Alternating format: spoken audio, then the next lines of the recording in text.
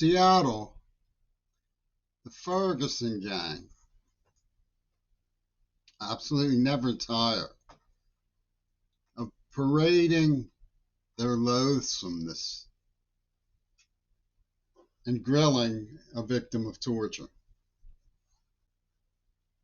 What could it be but loathsomeness to lure a deaf person to Seattle from Pittsburgh with promises of a safe zone, protection from abuse, in order to facilitate poisoning them? What could it be but loathsomeness to strut as Gramsci's war and position, rival achievement they attained by denying me sign language, by poisoning me deaf, by lying about barbarous brutality, by insufferable mania they call equity? What could it be but loathsomeness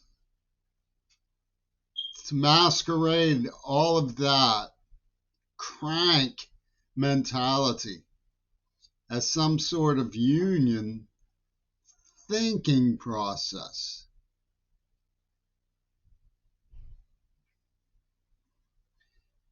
They're murderers taking hostages. That's all they are.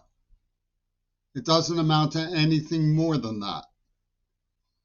And sympathies are supposedly with them,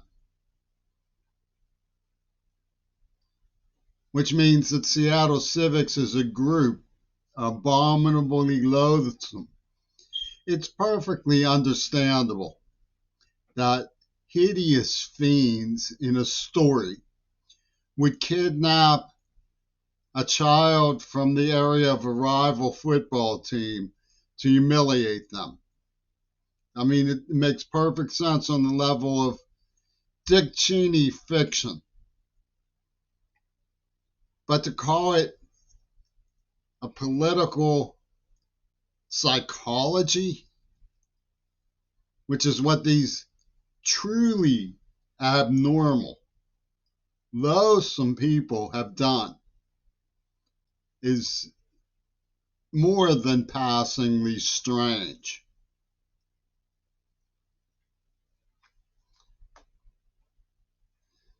To rip or murder somebody who is a bystander over a penny and call it a cosmic law because Tony Levin and Brian Richmond worked out in their deviant spinner beanie mentality that somebody who could not hold his breath was turning their air.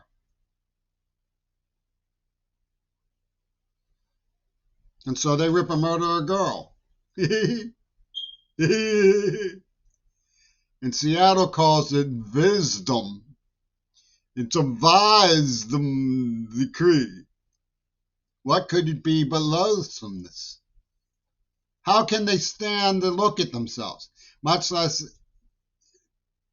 they pinched it into a nerve that never dares get air. A kidnapping of a deaf child in the freezing cold weather. The kidnapping and torture of a freezing cold deaf child in terror.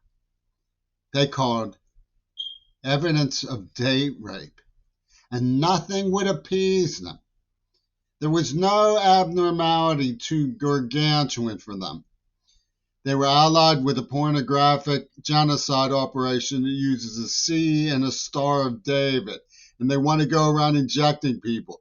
And presumably their Molari cheese tearing at the carpet was assuaged temporarily by COVID and poison in the mouth. They say Nabucco and her stupid code about what boys should do and girls should do. The altar boy fascism. That underwrites the Black Panther Party in Seattle, altar boy fascism. Reads from a script by a white supremacist who says the persona, meaning the deaf whites, suck is subjected to successive degradations of the X motive and then subsumed into a larger structure dominated by its adversary. So they're firing attack prostitutes, and no, I'm not allowed to investigate. No, you're not allowed to investigate. You're a lab rat. They put out books, Sexual Self-Destruct, The Conscience of the West, firing successive degradations of the X motive. For Yoko Ono's Fly, sexist troll book.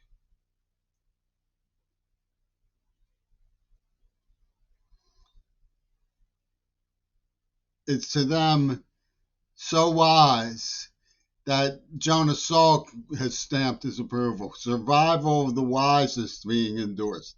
The wise men say you pull out, but not pull out too fast.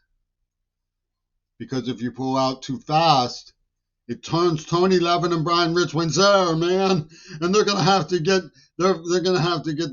Michael Reagan's favorite scene some more.